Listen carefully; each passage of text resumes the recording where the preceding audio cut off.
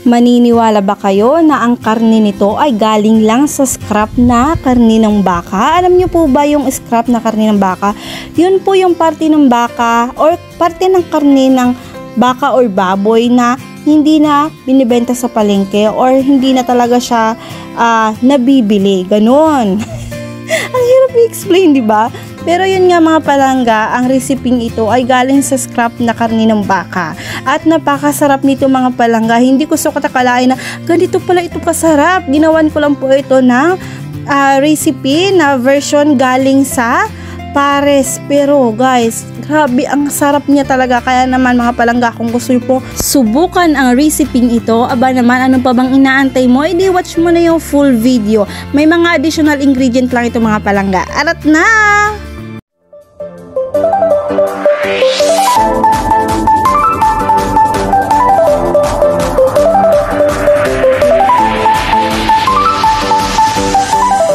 So, ayan mga palangga, ang ating scrap na karne ng baka. Ayan siya at marami siyang mga ganyan, parang mga litid-litid ba yun ng baka? I'm not sure kung anong tawag dyan. I-comment nyo na lang. So, ang iiwan natin dyan is yung mismong laman lang ng baka at kunting mga taba-taba. Ayun. Para masarap-sarap siya sa gagawin nating version ng pares na may patwist. Ayun. Sarap. Lami kayo guys. Ayun, tanggalin natin yan yung mga litid-litid na yan na hindi na kailangan pang lutsuin. At ayan, mag-start na po tayong magtabas. Yan, tanggalin natin yan. Pero yung iba guys, sinasama nila ito sa luto. Pero sa akin kasi, parang naaanuhan ako, parang masyadong maraming taba. Yan, lumulutang yung mantika, kaya naman tatanggalin natin yan.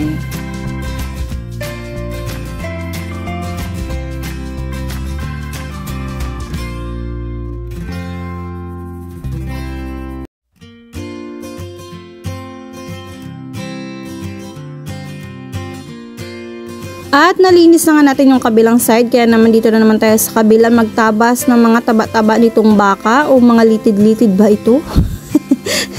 Ayan, so madali lang itong linisin.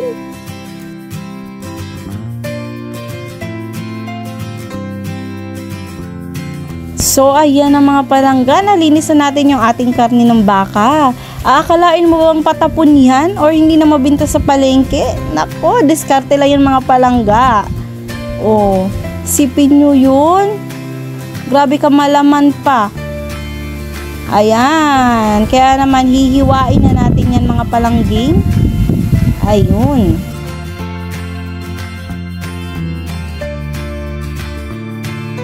Grabe oh, malaman na malaman pa talaga.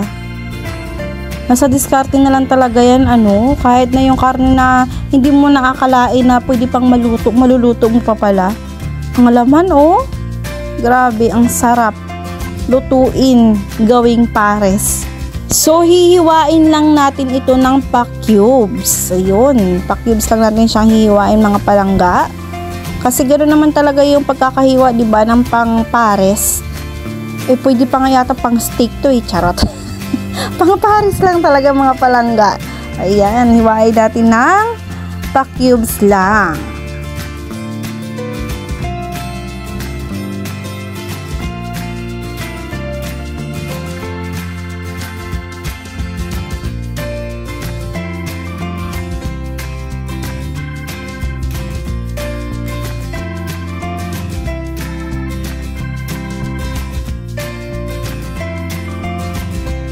At ayan na nga, nahiwa na natin yung ating karne ng baka. Oh, ayun. Ilagay na natin yan sa ating malinis na kaserola at mag-start na po tayong magluto dyan. Papakuluan lang muna natin yung mga palangga para matanggal yung langsa ng karne. Ayan, lagyan natin ng bawang, sibuyas, luya, syempre asin at pamintang buo. At maglagay tayo ng laurel. Yun. Okay kayo at syempre maglagay tayo ng kaunting tubig. Konti lang mga palangga, yung sapat lang doon sa dami ng karne para mabilis lumambot. So ayan na yung ating kalan at ilagay na natin yung ating pakukulo ang karni ng baka. So, takpan natin yan ng ating panakip na mayroong tuwalya na hindi nagamit para mas kulob. So, ayan ang mga palangga, kumulo na siya. At tignan natin kung malambot na yung ating karne. Ayun, nag-chili-chili na siya guys. O, diba? Siguro po mga 45 minutes ko rin itong pinakuluan dahil wala nga po akong pressure cooker. So, ayan. Salain natin yung ating pinagpakuluan ng ating baka. Ayan. Para matanggal yung mga impurities nung ating soup ng ating baka. So, ayan, nilipat din natin yung ating laman ng baka at nilinis natin yung ating kaserola at isinalang ulit dahil mag-start na po tayong maggisa o magtimpla ng ating baka. Ayun. Naglagay na tayo dyan ng mantika, syempre, at syempre yung ating bawang. Magmikos-mikos tayo dyan or gisahin natin yan at syempre ilagay na natin yung ating sibuyas. At wag natin kakalimutan yung ating celery. Ayan, yung tangkay ng celery. Isa yan sa magbibigay ng aroma sa ating ginisa. At maglagay na rin po tayo dyan ng luya at kunting paminta. O, diba ang bilis? Kailangan mabilis din yung bunganga ko dito. Naglagay na rin po tayo ng patis at syempre, maglalagay na tayo dyan ng ating pinakuluan at pinalambot na laman ng baka. Yun. Halo-haloin or mikos-mikos natin yan para mag-mix yung mga ingredient na ating inilagay.